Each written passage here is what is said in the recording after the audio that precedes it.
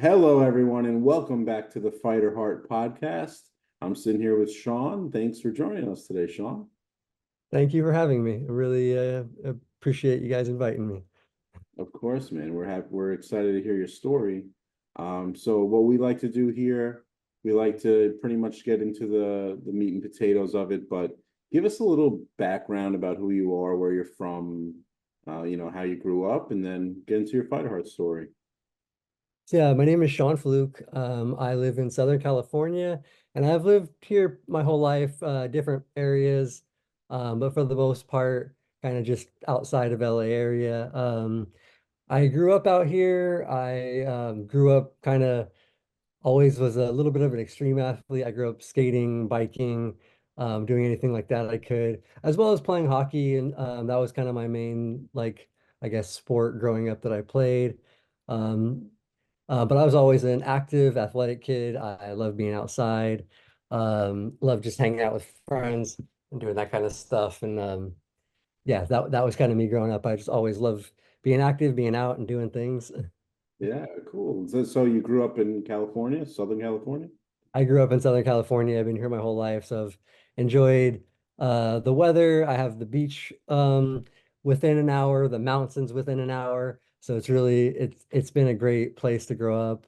Um, Definitely busy and traffic and things sometimes are a little bit of a hassle, but for the most part, I do like the area. I honestly love the weather, especially now in my life where it's not too cold, not too hot. The heat sometimes it's a little to me a little bit, but it's great. I've loved it here and plan to hopefully stay somewhere close by. Oh yeah, I mean, I hear you're on traffic. I live in New York, so probably just as bad. Yeah, I've heard New York traffic's something else, but yeah, that's I think both are equally not fun to deal with. At least you have a little bit better public transportation out there, I feel like. Yeah, we have subways. Yeah, so So so give us so where does the fighter heart story kind of come in? Like get us on like a timeline. Like you went to high school over there, I guess. yeah, I Yeah. went to high school, graduated. After I graduated, I grew up living with my mom, like split parents when I was young. So after I graduated, she actually had gotten remarried and was moving to Ohio. So she was nice enough to kind of like wait out my senior year. So as soon as that happened, I ended up moving out to Simi Valley with my dad, which is about an hour from where I grew up, an hour from where I live. So kind of not too far from friends, but close enough. And moved out there, was living there, doing things. I kind of met a group of friends out there. And actually, one of the things I said I grew up like skating and stuff, but snowboarding is what I actually found when I moved out there when I was about 18. I didn't start snowboarding till about 18. I met some friends out there. They took me out and introduced me. But because of my background, they taught me how to snowboard the first time we went riding. The second time we went riding, I taught them how to hit a rail and a jump because I just naturally that's I grew up doing skate park stuff, so it felt really natural to me. So I got pretty good at it. I thought I was pretty good at it, did it a lot. And then about 2 months after turning 21, so a few years into my journey there, I went on a quick day trip up to Mountain High, Wrightwood area, which is it's the local closest mountain that's to here to LA area, but it's mostly man-made snow and it's basically a board park. All it is jumps and rails. Like if you're going there for family recreation, it's not quite the mountain. It's very much just geared for the extreme athlete. Mm. And we went there one Saturday morning. I wasn't really even supposed to go. I had plans, but my friends really wanted to go, and I'm not hard to convince to go to do stuff like that. So I was like, all right, cool, get up, get ready, let's go. When we got there, it was packed. So I hate waiting in the lift lines, but there was one lift line that didn't really have a wait. There was maybe two people waiting in it. I was like, let's go over there. Why is there nobody there? And it was because they had just held the Vans Triple Crown Big Air competition. So there was just three giant mega jumps on that run, and nobody really wanted to do those jumps. So I was like, screw it, let's go, let's have fun, let's try that one. So, and on the way up the lift, I pointed out the bottom jump at the third one at the bottom to my friend, and I said, you know what, I'm gonna hit that one when we get on the way down. I was like, we'll see how the run's going, but I'm pretty sure I'm gonna hit that one. And he kind of looked at me and laughed a little bit, like, dude, that's a monster. Like, don't do that one. Like we do jumps, but we do like the 20-foot jumps, maybe 30 feet jumps. This is like a 60-foot jump. Like it was a Yeah. massive, massive jump. Jeez. So I thought, no big deal. I felt pretty confident in it. So I had had a good run going down the mountain, but as soon as I hit the lip to launch, it sent me in a trajectory that I was not ready for, and I ended up kind of upside down and like looking at the sky. So I tried to get out of that and not land on my head. I tried to tuck my chin down to my chest and roll my body back forward, some at least to get closer to my feet when I was going to land. Yeah. But I wasn't able to do that. So I actually made contact with the snow or kind of more ice. It's a very like hard packed mountain.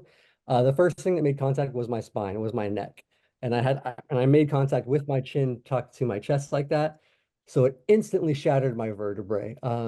I shattered the C5 vertebrae and I damaged from C4 to C7, which, if anybody doesn't know, those affect everything.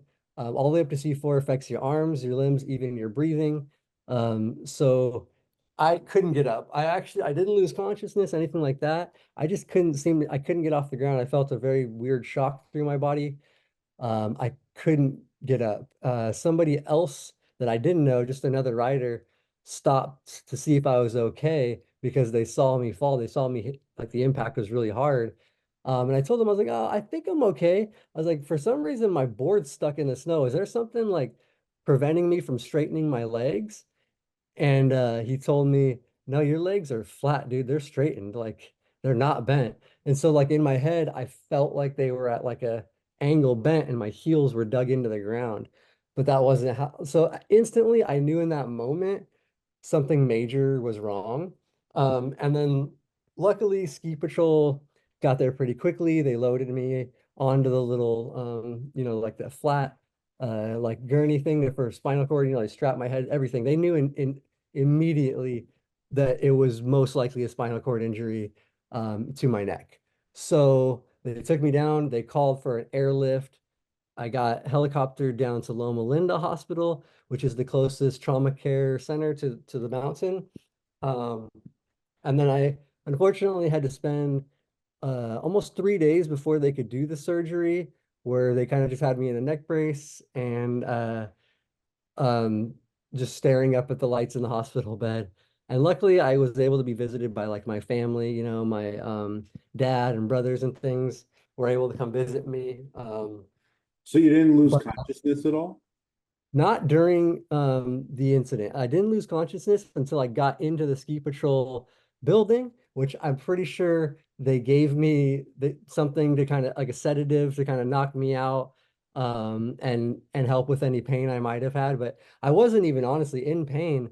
I just felt like a weird shock through my body. My whole body just felt really strange, and I couldn't quite figure out what was happening.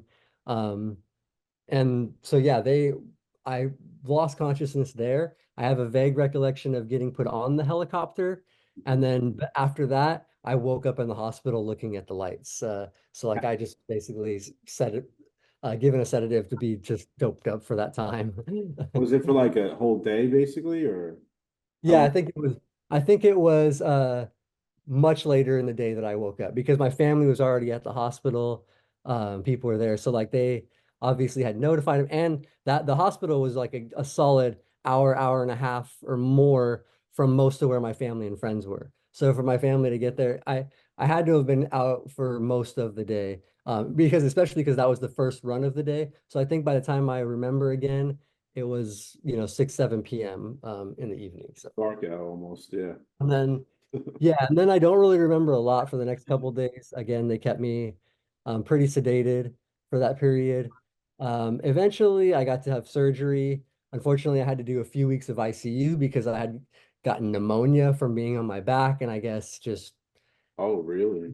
whatever happened, I ended up with pneumonia. So I wasn't stable for a few weeks there. And then once I was stable and kind of cleared the infection, they actually sent me on an ambulance transport to Northridge Hospital so I could be closer to family and friends.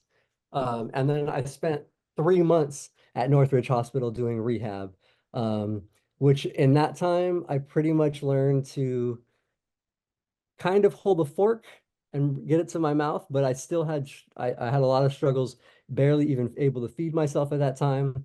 And I was able to sign my name because they got me to be able to write a little bit so I could like wedge a pen kind of into my fingers because I never did get any hand function back except for a little bit of like wrist extension. So like besides that, I have no other hand function, no triceps, no, just very limited arm function. So it was a really, really hard journey. That first year was literally trying to figure out just how to feed myself, how to be okay with myself. I was determined to be in a manual wheelchair, not a power wheelchair. So I just worked vigorously to try to be able to push that thing, to be able to propel it myself. But even that was super, super difficult in the beginning. Like I really couldn't even functionally do anything on my own. Um, So but I when sorry, if I could rewind a little bit, when you what do you first remember the doctors telling you? Like, did they know right away, like a yeah, diagnosis? Yeah. they pretty much, yeah, they knew right away. They told me I would be a quadriplegic and I wasn't gonna walk, and possibly never use my arms again. So like pretty much like no function at all. They told my family didn't want to tell me stuff like that, because in their heads they believed that I would be able to do better. I would be able to maybe Yeah. walk, recover. Everybody has that hope, I feel like.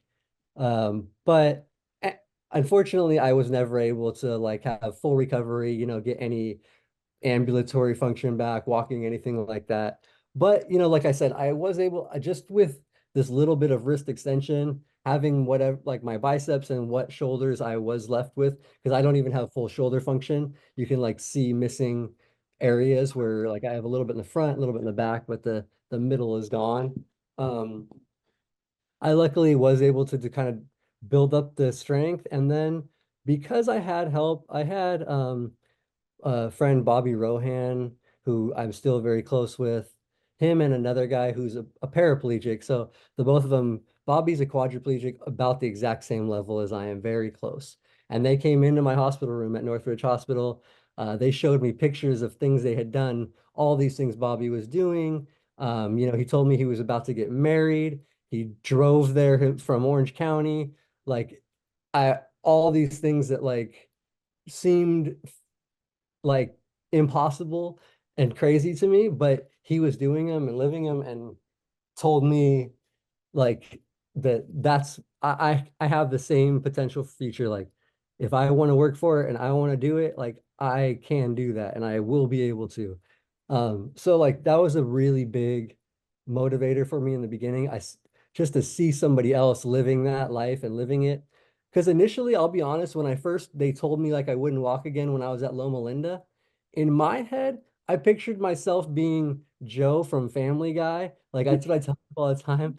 Like, oh, my legs are just not gonna work, but I'm gonna be buff and I'm gonna be able to push and do all this stuff. Like, like I'm this giant upper body, even though I'm skin built. But so like in my head, that's what I thought initially, until I was faced with that reality going to rehab, and they're like, all right, we're gonna try to teach you how to like feed yourself and how to hold a pen. And like that was like the main rehab. And I was like, oh, like Because the they didn't have that idea that that could be possible.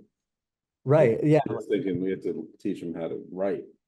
Yeah, so that's what they pretty figured. They figured pretty much like with someone at my level, give me those basic things, and hopefully that'll be enough to like, get along in life. But luckily, like I said, I had like that guy Bobby, who he was in a manual wheelchair. He was pushing himself. He told me like it's very difficult. I have struggles sometimes. There's even times I've been places and had to ask somebody to help for a push, like up something that was too steep. But he's like, but I do it, I live it, I do, and I'm able to. So for me, and I also fortunate to have a good physical therapist at the hospital that saw the drive in me and that I was like, no, I can't. I'm not just gonna give up and be just in bed all the time or in a power wheelchair. Like I was 21 years old. I just like I wanted to be normal. I wanted to have the life my friends were having, Yeah. and look like I belong there. So that was a big thing for me in the beginning. Like having that those people in my corner, be like, no, you can do it. We'll work with you. We're gonna get you, we'll build your strength up and we'll get you there. Um, and it did take me probably a solid year before I was able to actually push the chair on my own. And even that was more around just flat surfaces. If I hit carpet, if I hit an incline, Couldn't go. I was stuck. I was done. But I have So figured out ways to adapt and do everything now. But sorry, go ahead. the rehab process in the beginning, you said it was like 3 months or 6 months. 3 months I spent in living in there, and then I did another, I think 3 to 4 months of outpatient rehab where I was going twice a week for therapies, for physical and occupational therapies, but living at home, so doing back and forth. Were they equally difficult, or it was more just like, was it similar? Like, was it the same thing for inpatient and outpatient? Um, yeah, it was pretty close to the same. The inpatient was, I feel like they maybe did work me a little harder, or maybe I just, like was still, my body still kind of recovering and getting used to that level of, of therapy and working out and things like on muscles, like on the few muscles that were left, I just felt like they were really getting worked a lot. Um, the outpatient, the outpatient was really good. Too, they definitely still pushed me. I just think that, I, we got sessions almost every day, pretty, I think Monday through Thursday, when I was inpatient. So that was one thing. It went from like the 4 to 5 days a week to 2 days a week less. So it was still helping and doing and driving me forward. Um, but the actual therapy parts of it were less. So I mean, it was nice, but the other thing about that though, like I was actually forgot to mention, like when I got home, that was when reality really struck me and hit me, and like I did kind of hit a more of a depression in the hospital. I was positive outlook, like I said, like I still kind of thought like I would go home and things were going to be kind of normal, but when Mhm. they weren't, it was very difficult. And at home, I also, so like I actually did basically start trying to do rehab stuff at home, like because that's what we say now. Because I do a lot of stuff with peer mentoring now and trying to help newer injuries, like I had the help from my friend Bobby 20 years ago. So I do still try to do that kind of stuff. And one of the things I always try to tell people is the rehab does really begin at home. Like the therapies are amazing. They will give you the tools to learn and to do that stuff, but it really takes implementing that at home, like and actually doing it on your own. So that is it's a combo. So it's kind of a split, like because it was a lot more therapy in inpatient, but outpatient, I was also basically doing my therapy at home and like trying to like put those practices into reality. Yeah, yeah, it's got to be rough. Where does live to roll come into play? Where did that happen? How do you think of it? Tell us all about it. So Live to Roll started basically originally I just wanted to show the transfer I was doing because it's a very unique transfer. And I got shown by another kind of peer mentor I have and friend that kind of took me under his wing and like also showed me, what things he was doing, helped me work out. He showed me this transfer, which was a very unique transfer. The therapists don't do it. It was different than anything I had tried to learn before. It's like a pivot transfer. So I thought I'm gonna share this on the internet, like, because it's benefited me so much. And like, it's hard to teach pe each one person at a time and show that. So I just thought, let's just put this on YouTube and share it. And I got a really great response from people. People loved it. People were happy, like, oh, that's so cool. The transfer is great. Like, I thank you for showing and posting. So I just decided I would post more. I would try to show more independent things because I almost did take once I kind of got out of my depression for the first like year or so of being home, um, I took my rehab as my new extreme sport. I took it as like, okay, figure this out, get small goals, small, like I'm figuring out small tricks, which is like doing little things for myself. And then eventually I was going to go for the big trick, like a backflip, which is basically my transfer so that I could eventually drive. Um, so all those things that I had learned over the years, I just started sharing and trying to post and getting it out there for people so that it might help other people be motivated to see it and think, oh, I can do that. I can do that too. Like that, I can figure a way out. I can do that. It might not be the same way, but a little bit different.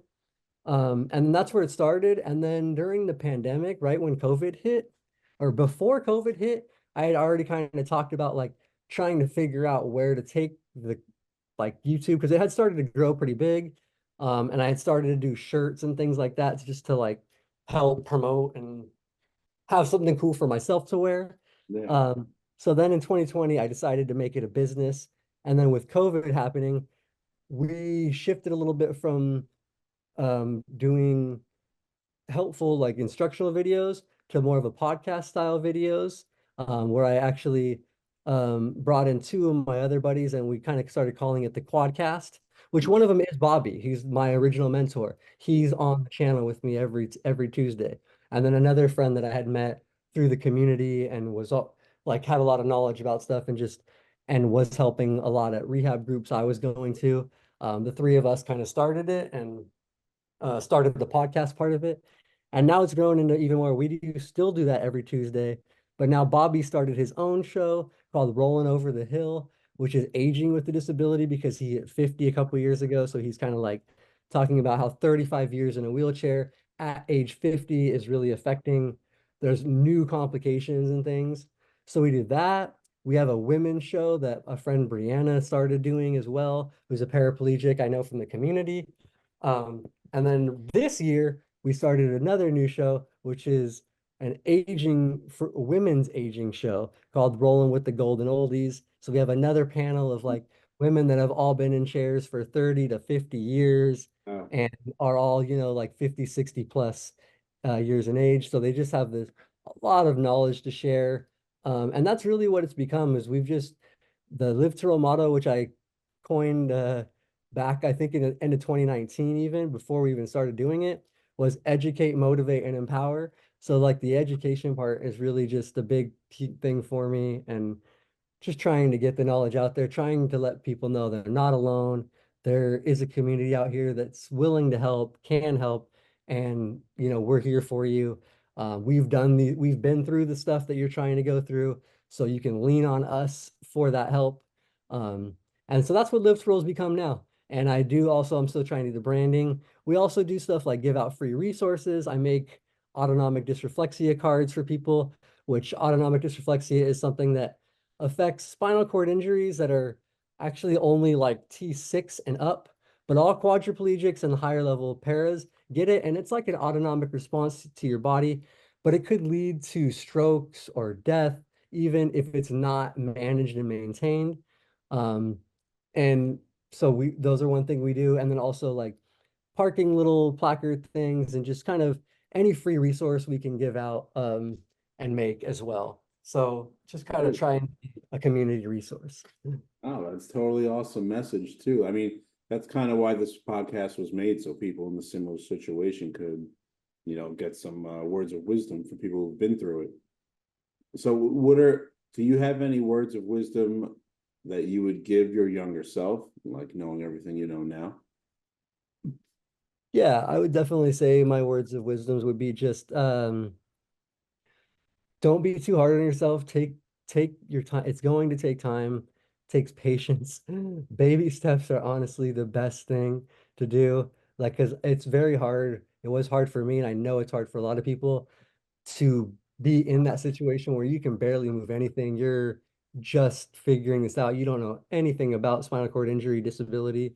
Um, to like seeing that end goal of like living your life again, driving, doing everything independently, having a family, having a life, like it can be daunting to look at that. So it really just takes looking at what's right in front of you, figure that out, and then move on to the next step. Like just taking baby steps and not getting down if you can't figure it out or you can't do it. Like, because there was many days where if I couldn't do something, I couldn't figure it out, I would just be frustrated and angry and just sitting there stewing in my own just self-pity and angry. So that kind of stuff, I just feel like you gotta have and I need to take this advice even still now, but you got to be easier on yourself sometimes if you're not doing things.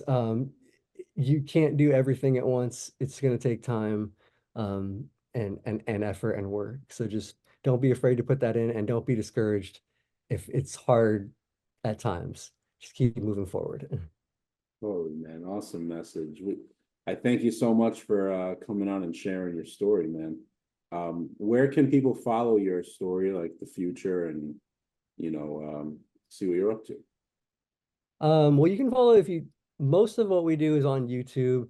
And you can just search Live to Roll on YouTube, it will come up, but youtube.com/live to roll. It's all there. Um, and like I said, we have a ton of content, a ton of things on there. And then also on Instagram, um, we have the Live to Roll thing, and I always encourage people to reach out, message, ask questions, anything like that. So if anybody wants to reach out, you can reach out on the Instagram, or just Shawn@livetoroll.org is my email as well. So you can email me there as well. So anything like that. But YouTube is the main place to find our content, find what we're doing, and get that education and community. Awesome, man. Thank you so much for coming on and sharing. Thank you so much for having me. I really do appreciate it. And yeah, sorry it took me a while to get on here, but I'm very glad that we got to connect, and I got to do this. Totally, man. Thank you again, everyone else. Thank you for listening to another Fighter Heart podcast. We will see you again next week.